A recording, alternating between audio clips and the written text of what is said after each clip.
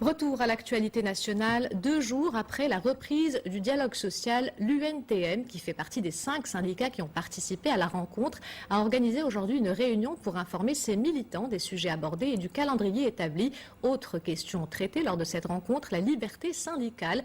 L'Union nationale du travail au Maroc clarifie sa position pour préserver son indépendance. Reportage Abdelhafid Lemnour et Ala Djelhmini. Le récit est de Kautar Dahdouhi.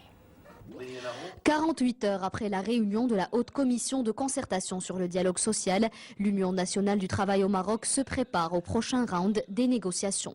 L'UNTM dresse également un premier bilan en présence des représentants de ses 40 fédérations sectorielles. Il y a 2 jours, la première rencontre du dialogue social a eu lieu. Aujourd'hui, nous allons informer les membres du syndicat sur les principaux axes abordés lors de la rencontre de la Haute Commission de concertation. C'est aussi l'occasion d'écouter les différentes propositions. L'UNTM tente également de retrouver un nouveau positionnement syndical. Lors de cette rencontre, les liens entre la centrale syndicale et le Parti de la justice et du développement ont été abordés. Le syndicat tient à renforcer sa position en tant que cadre organisationnel indépendant. Il était nécessaire de clarifier le rôle de l'action syndicale. Le syndicat reste un organisme porteur des revendications de la classe ouvrière et ne peut en aucun cas faire partie des mécanismes d'un parti politique ou d'un gouvernement. Cette rencontre était également l'occasion de déterminer les questions prioritaires à discuter lors de la prochaine session du dialogue social, à savoir le dossier des retraites, l'accord du 26 avril et surtout la question des libertés syndicales.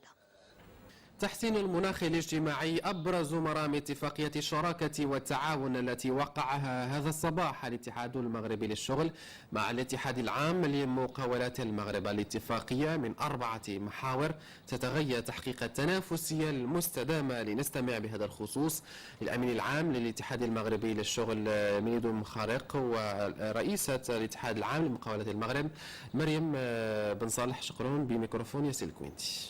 ويتضمن 4 محاور.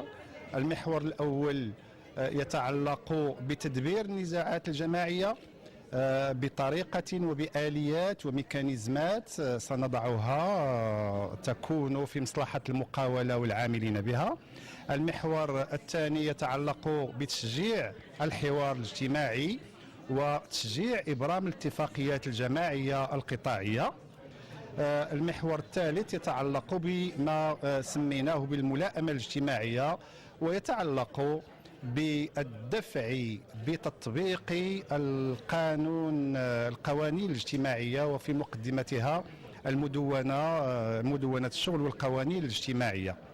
المحور الرابع والذي له أهمية بالغة وهو إعادة إدماج المأجورين الذين يفقدون عملهم. ويكون واحد الشركاء ما بين أرباب الأعمال وكذلك ما بين العمال.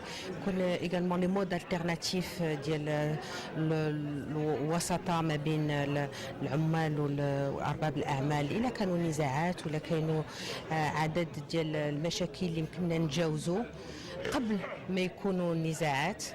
وهذا الشيء كل شيء كيعني بان لا المقاوله المغربيه ولا النقابات عندنا واحد الرغبه باش نكون واحد الجو ديال التشاور، الجو ديال الحوار. وهذا الحوار المباشر كيجي في واحد النطاق باش هذا الشيء من المصلحه العامه.